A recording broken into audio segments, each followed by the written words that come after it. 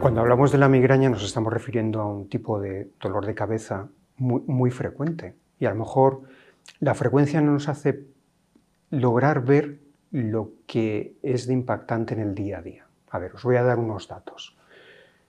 Es la principal consulta que se hace al neurólogo.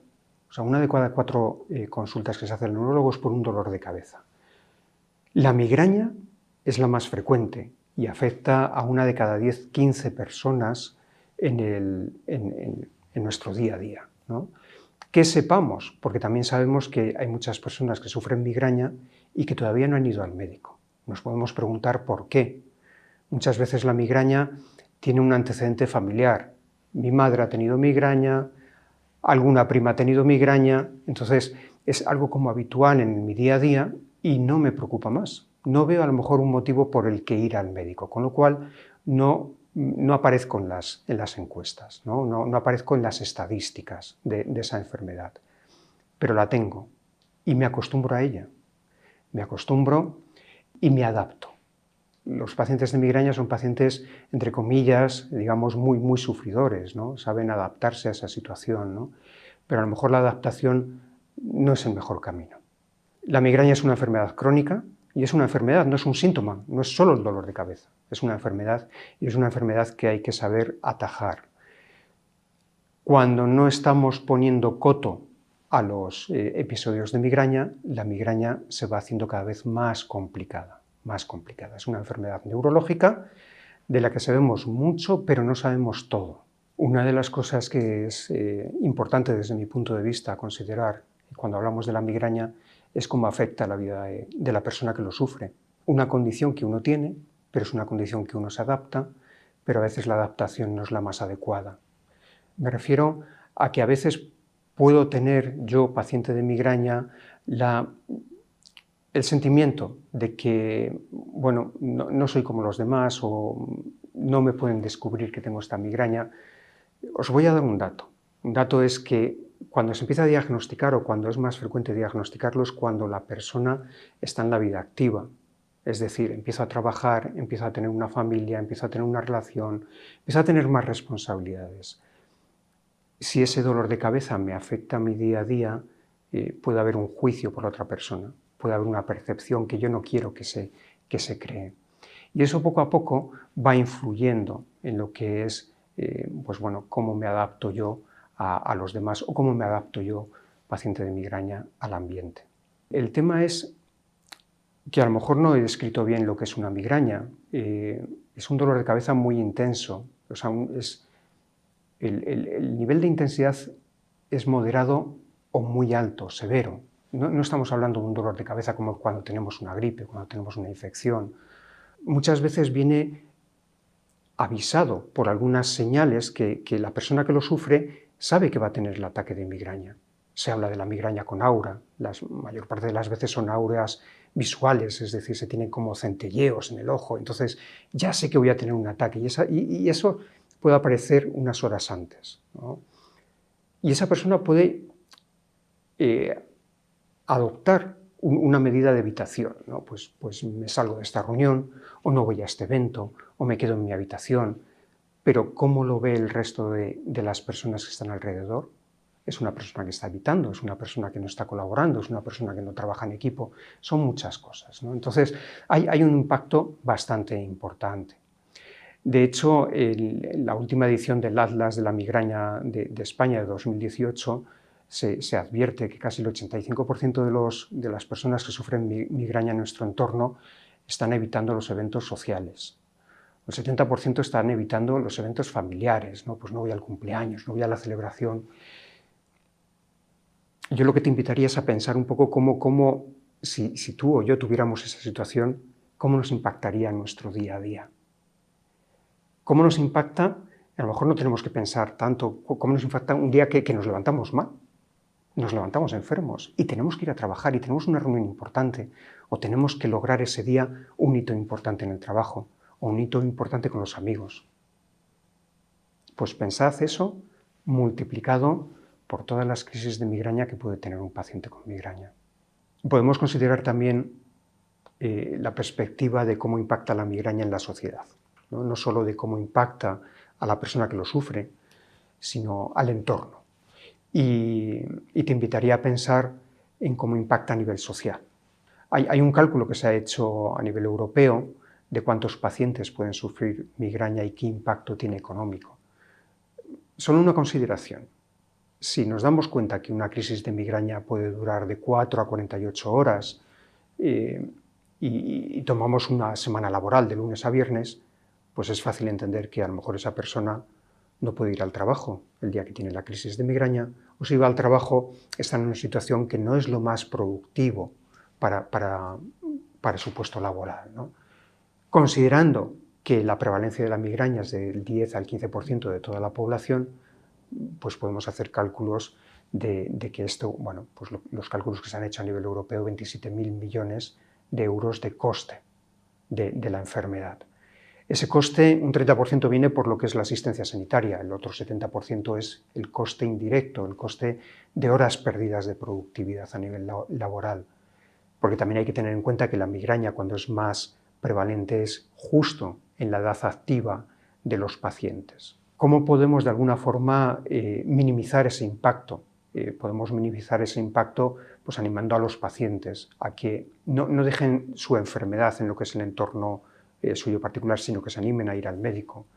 Podemos minimizar el impacto también mejorando lo que es la educación del médico, actualizándole en el sentido de que la atención primaria cuanto antes descubra cuál puede ser la mejor medida terapéutica. Y de alguna forma intentando que hablen los dos niveles de asistencia, la asistencia primaria y la asistencia hospitalaria.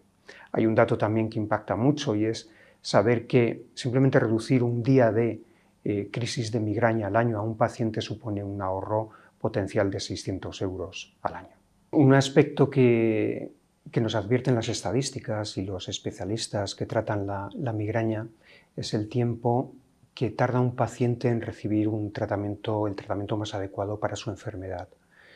Y se estima que puede ir de 5 a 6 años. Es algo que también la Sociedad Española de Pacientes que Sufren Migraña también advierten ese dato. Y puede influir, por un lado, pues, la situación propia de la enfermedad dentro de lo que es el entorno familiar, el advertir que como es algo hereditario, algo que he heredado de mi madre o heredado de una tía, pues bueno, viene conmigo y me tengo que adaptar a ello.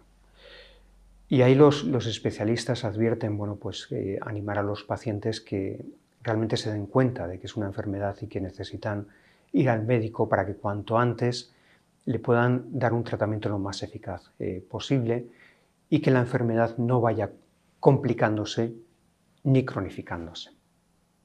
Otro aspecto importante es, bueno, el paciente en ese entorno, esa persona en ese entorno familiar puede haber aprendido de algún familiar, pues bueno, que con este medicamento te puede ir bien, medicamentos OTC que pueden adquirir en la farmacia, entonces empieza a automedicar, ¿no? Pero llega un momento que la enfermedad va más allá, la automedicación no es suficiente, pero a lo mejor te has acostumbrado ya a esa automedicación. Puede ocurrir que el paciente, esa persona, vaya al médico de atención primaria y los primeros tratamientos que le receten pues a lo mejor no sean lo más eficaz para su patología, entonces el paciente como que pierda un poquito la fe, deje el tratamiento, deje de ir al médico y pierda otra vez la ruta que le podía encaminar a su mejor tratamiento posible. Y todo eso pues hace que poco a poco lleguemos a esos 5 o 6 años hasta que se llegue al tratamiento eficaz. ¿Cómo se puede mejorar? Se puede mejorar, por un lado, desde el punto de vista del paciente, la paciente que se anime a consultar, a compartir con su médico.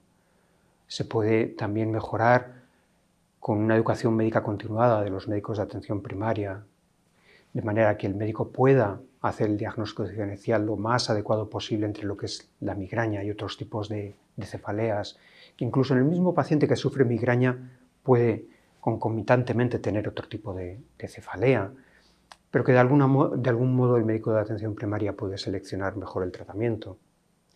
O incluso determinar en qué momento el paciente, la paciente tiene que ir a otro estamento, a la atención especializada, al neurólogo, y el neurólogo poderle hacer estudios más profundos o tratamientos más adecuados a nivel hospitalario. Hay también otra esfera, y es la esfera no solo del médico y del paciente, sino del entorno social.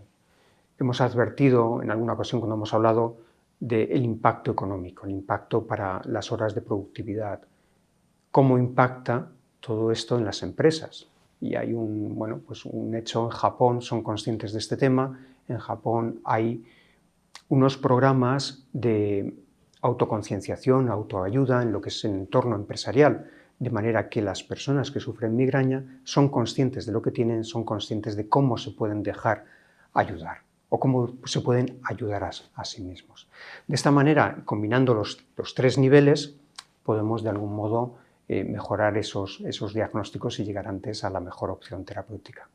Es importante, desde mi punto de vista, también darse cuenta que la migraña, que es una enfermedad neurológica, en muchas ocasiones no es una enfermedad aislada. En el entorno de la neurología, en el entorno de lo que es nuestro sistema nervioso central, es la base de enfermedades neurológicas, pero también de enfermedades del entorno psíquico. Y no es difícil encontrarse que conviven con mucha frecuencia ambas. Me voy a referir una en concreto. O sea, las estadísticas nos advierten que los pacientes, las personas que sufren depresión mayor, tienen entre 2 y 3 veces más riesgo de sufrir migraña. Pero por otro lado tenemos el dato de que las personas que sufren migraña, el 40-50% de esas personas pueden sufrir depresión mayor. Esto es importante. ¿Por qué es importante? Es importante porque cuando analizamos la migraña en su evolución, que es una enfermedad crónica, es una enfermedad cíclica, es una enfermedad que va por crisis, que cada vez se pueden ir complicando si los tratamientos no son adecuados, se va complicando y se va cronificando, vemos que la prevalencia de migraña o la incidencia de migraña, dependiendo de si es episódica o es crónica, es mayor en la segunda, en la crónica. ¿Por qué es importante ver esto? Es importante ver esto porque si hacemos un diagnóstico temprano y una actuación terapéutica lo más temprana posible, podemos retrasar la cronificación o incluso impedirla, con lo cual el riesgo de sufrir otras patologías disminuye también. Cuando hablamos de depresión, podemos entender, cuando vemos todo lo que es el cuadro clínico de la persona que está sufriendo esta enfermedad de la migraña, podemos entender que no es tan difícil tener una depresión.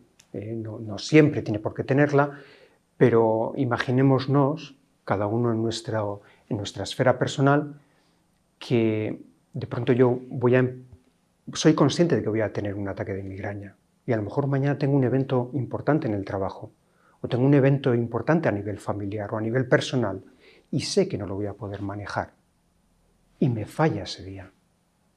Y esto me vuelve a ocurrir X días después.